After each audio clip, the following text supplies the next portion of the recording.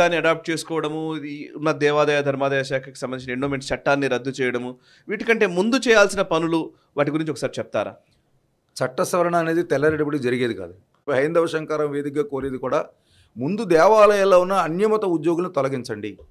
ఎక్కడ ఏ దేవాలయంలోనూ అన్యమత ఉద్యోగులు ఉండడానికి వీల్లేదు. వెంటనే వాళ్ళని తొలగించండి. హుండీ డబ్బులతో వాళ్ళకి జీతాలు ఇవ్వడం కరెక్ట్ కాదు. రెండవది, దేవాలయ సముదాయంలో ఉన్నటువంటి దుకాణాలు ఏవైనా అన్యమతస్తులు కేటాయిస్తే ప్రత్యక్షంగా కానీ పరోక్షంగా కానీ అక్కడి నుంచి వాళ్ళని తొలగించండి. ఉదాహరణకి శ్రీశైలంలో మనం చూసాం, సుమారుగా 27 షాపుల వరకు అన్యమతస్తుల చేతుల్లో ఉన్నాయి అనేది మనం చూస్తూనే ఉన్నాం మనం.